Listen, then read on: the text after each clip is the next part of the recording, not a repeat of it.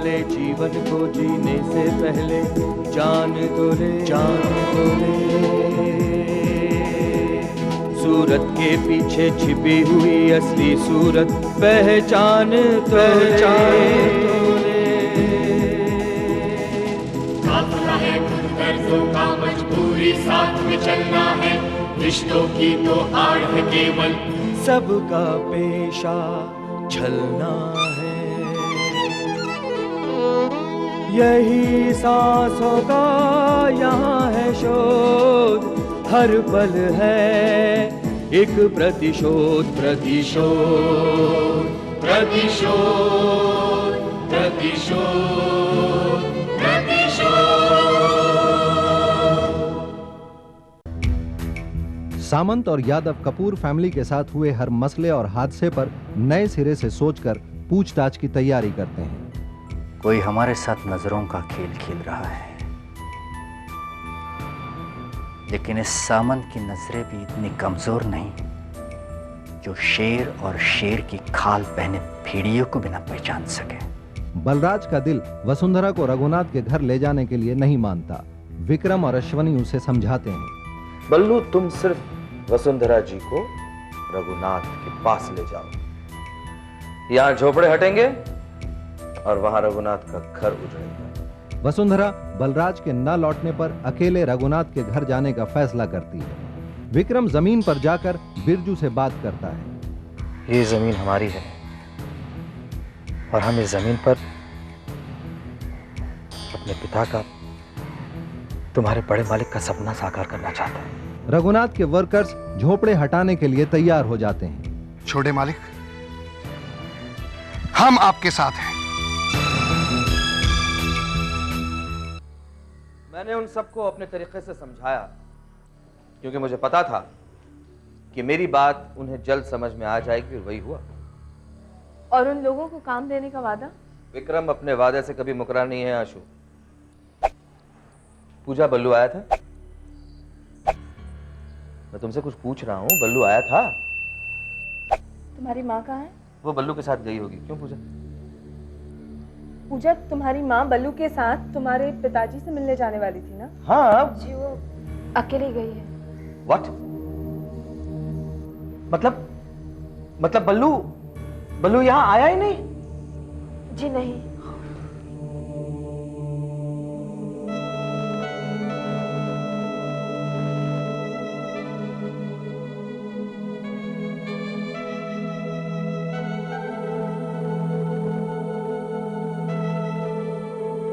आप चाय पियेंगे या कॉफी? पानी भी चलेगा। जी जी, माफ करना, हमें लगा कि विक्रम बाबू है। आपको किससे मिलना है? मुझे किसी से मिलना नहीं है, मैं तो यहीं पर रहता हूँ विक्रम बाबू के साथ।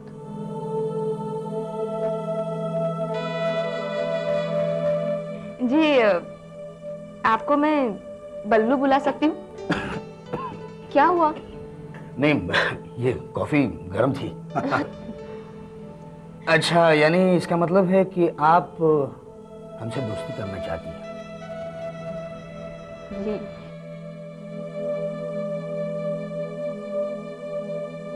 और एक अपराध मेरे हाथों से हो चुका है अनजाने में, क्या उसका इल्जाम भी तुम अपने सर लोगे?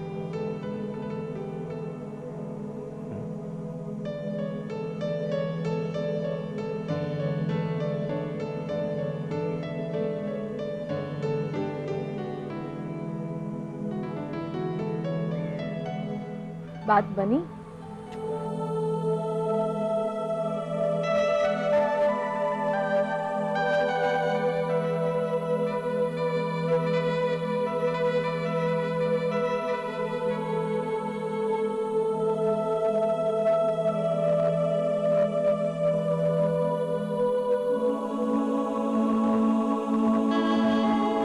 मैं बांधूं?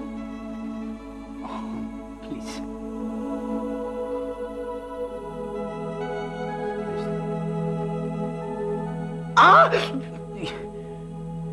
घूसा मारते वक्त तो बड़ी शान से मारा था, और अब दर्द सहते वक्त तकलीफ हो रही है। दर्द सह तो रहा हूं, तकलीफ तो होगी। यही तो फर्क है, आपको दर्द महसूस होता है लेकिन पक्की गांठ नजर नहीं आती।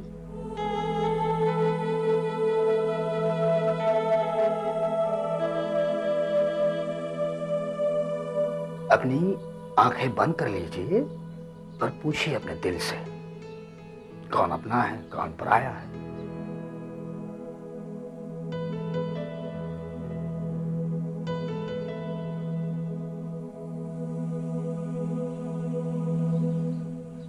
मिला जवाब।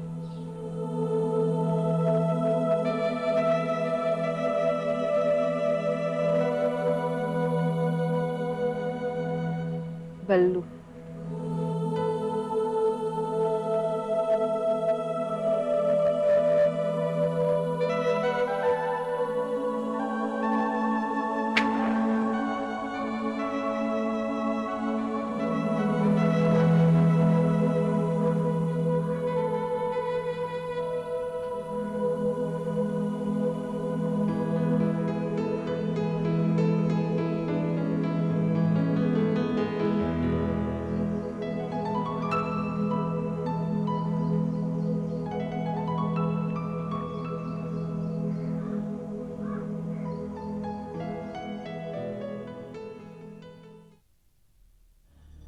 क्योंकि मैं तुम्हें कह रहा हूं इसलिए तुम ऐसा करोगे।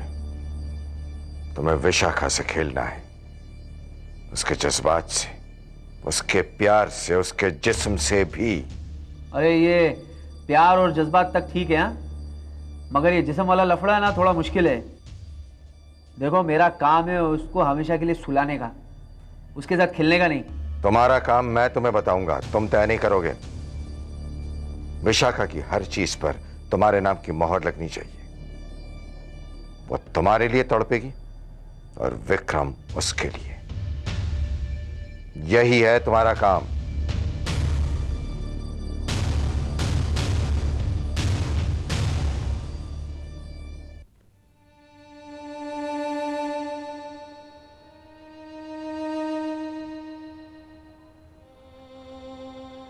खाना खा लो। पूजा सो गई? हाँ। खाना खाया उसने? हाँ। तुम भी सो जाओ।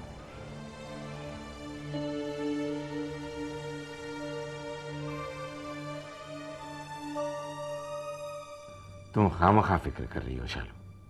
हर डॉक्टर पेशेंट से यही कहता है कि अपनी सेहत का ख्याल रखो। उसने तुम्हें भी ऐसे ही कह दिया होगा। मेरा जी बहुत घबरा रहा है। अक्सर इस उम्र में कॉम्प्लिकेशंस होती हैं।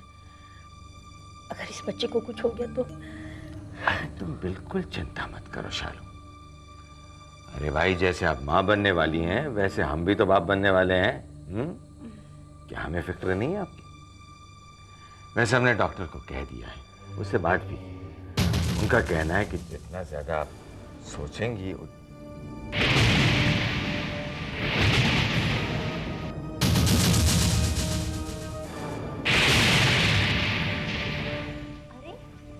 आप यहाँ आइए ना, आप अंदर तो आइए। आपसे 2 बार मुलाकात हुई लेकिन बात नहीं हुई।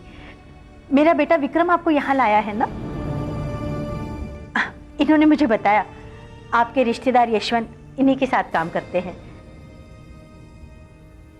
आप किसी काम से यहाँ आई थी? जी। आपने इनके लिए नौकरी देखी? वरना एक काम करते हैं, इन्हें यहीं रहने दीजिए मेरे साथ। मेरा जी भी लगा रहेगा और कोई साथ रहेगा तो बातें भी कर लिया करूंगी। क्यों? मैं बस इनका शुक्रिया अदा करना चाहती थी। इनकी कृपा से मुझे शहर घूमने का मौका मिला। मेरे लिए बस इतना ही काफी है। अरे आप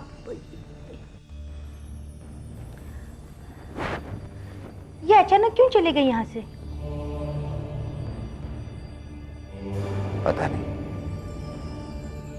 पहली बार शायद इतना बड़ा घर देखकर बौखला गई होंगी।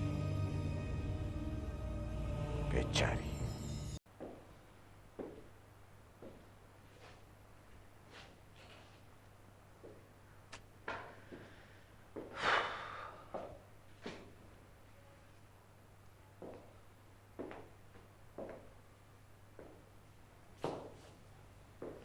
मैं घर पर फोन कर लूं? शंकर से पूछती हूँ। तुम्हें क्या लगता है वसुंधरा जी वहां तक पहुंच गई होंगी? या अगर पहुंची भी हों तो क्या रघुनाथ उन्हें वहां से सही सलामत लौटने देगा? इसीलिए मैं चाहता था कि बल्लू वहां पे उनके साथ।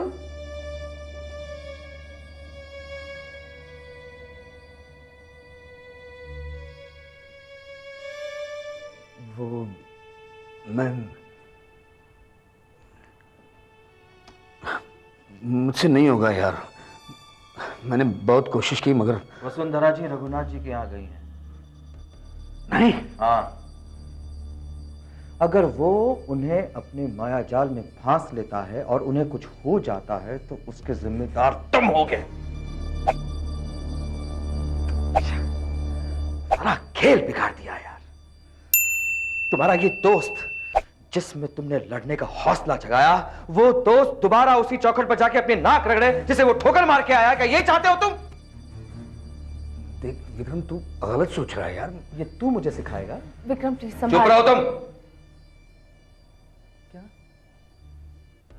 क्या गलत सोच रहा हूं मैं? वो औरत जिसने अपने पति के मर जाने के 3 महीने बाद दोबारा अपनी मांग में सिंदूर लगाया, उस औरत से इंतकाम लेने की सोच रहा हूं मैं। क्या गलत सोच रहा हूं? वो रघुनाथ, उस रघुनाथ ने वसुंधरा जैसी देवी समान औरत के साथ छल कपट किया। उसकी जिंदगी के सारे सुख चैन छीनने की जिद्दत कर रहा हूं मैं। क्या गलत सोच रहा हूं? वसुंधरा जी मेरा हथियार है और इस हथियार से मैं उस कमीने को लहू लुहान कर दूंगा। मैं गलत नहीं सोच रहा हूं। तुम गलत सोच रहे हो विक्रम।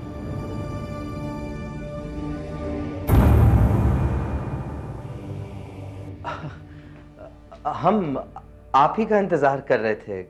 कहां गई थी आप? सच्चाई जानने। तुम्हारे शहर की भीड़ मुझे मेरे पति से मिलने से रोक नहीं पाई। जान सकती हूँ सच क्यों छुपाया गया मुझसे?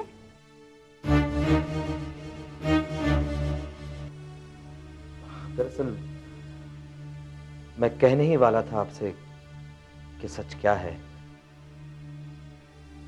जवाब मांगने वाला था मैं रघुनाथ जी से। आप बिल्कुल फिक्र मत कीजिए और अपना हौसला रखिए। आप, हम जाएंगे रघुनाथ जी के पास और मैं आपको आपका हक दिला कर रहूंगा। अपने दिल पे हाथ रख के जवाब दो विक्रम। तुम मुझे मेरा हक दिला रहे हो या अपना इंतकाम ले रहे हो? मुझे मेरे पति के खिलाफ हथियार बना के खड़ा करना चाहते हो? किसकी इजाजत से यह कदम उठाया तुमने? मुझसे पूछे बगैर यह फैसला भी कर लिया तुमने और यह भी सोच लिया कि तुम्हारी बात मानकर मैं तुम्हारे साथ चल दूंगी। गलत विक्रम, गलत सोचा है तुमने। मेरा स्वाभिमान ना तो मुझे तुम्हारा हथियार बनने की इजाजत देता है, ना मेरे पति के हाथ का खिलौना। हम गांव के जरूर हैं, पर हमारे जज्बात खिलवाड़ की चीज नहीं है। मैं ठाकुर की बेटी हूं। मेरे लिए जितना पवित्र मेरी मांग का सिंदूर है, उतना ही अनमोल मेरा स्वाभिमान है। जो आदमी मेरे साथ रहना नहीं चाहता, उसके साथ मैं क्यों रहूं? अपने प्रतिशोध के लिए कोई और हथियार ढूंढो विक्रम।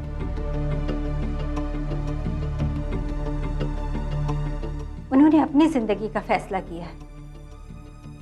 मेरी जिंदगी मेरी है, मेरी मर्जी से कटी है और मेरी मर्जी से कटेगी।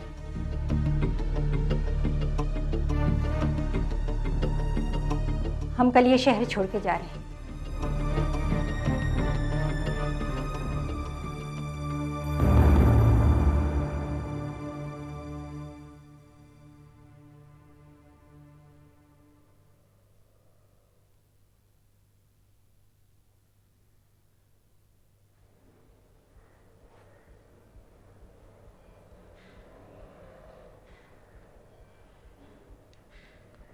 बल्लू जी,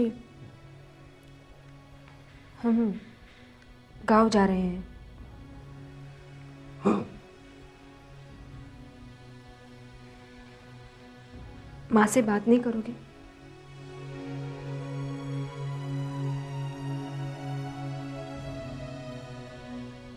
हमें रोकोगे भी नहीं?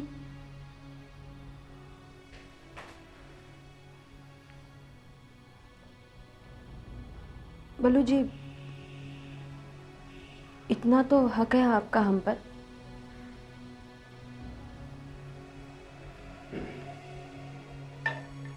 पूजा, विक्रम और मैं जब हम दोनों स्कूल में जाते थे तो विक्रम के पिताजी हमें एक कहानी सुनाया करते थे, दो दोस्तों की कहानी, राम और श्याम। दोनों में बहुत ही गहरी दोस्ती थी। एक दिन दोनों अपने गांव से दूसरे गांव जाने के लिए निकल पड़े। उनके साथ राम का भाई, सगा भाई भी था। चलते चलते एक नदी के किनारे तीनों रुक गए पानी पीने के लिए। राम पानी पीने के लिए नदी के पास गया और पानी पीते वक्त अचानक उसका पैर फिसल गया और वो नदी में गिर पड़ा। उसे तैरना नहीं आता था। वो मदद के लिए चीखने लगा, चिल्लाने लगा। उसकी वो हालत देख श्याम और राम का भाई दोनों नदी की तरफ दौड़ पड़े। राम के भाई ने फटाफट अपने कपड़े उतारे नदी में कूदने के लिए, लेकिन श्याम पलक झपकने से पहले ही नदी में कूद पड़ा। पूजा, मैं भी कूद पड़ा हूं विक्रम के लिए। उसे हालात की भंवर से बचाने के लिए। मैं विक्रम की ढाल बनकर जीना चाहता हूं।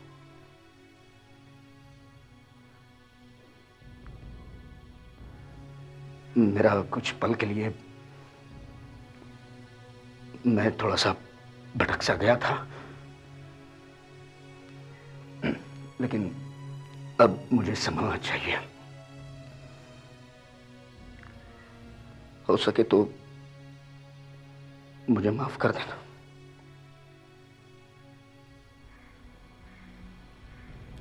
बल्लू जी, आप माफी के काबिल नहीं हैं।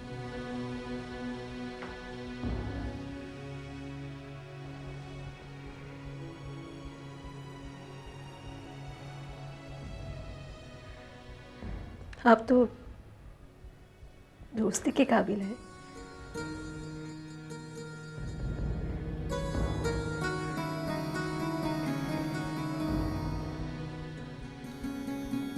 गांव में जाकर हम गुल्लू से कहेंगे कि हमें शहर में बहुत अच्छा दोस्त मिला था, जिसने हमें सिखाया कि दोस्ती क्या होती है, जिसने हमें दोस्ती का रूप बताया। दोस्ती का दूसरा रूप त्याग होता है।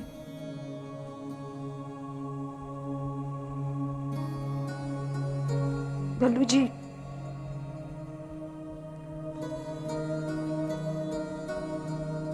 हम आपको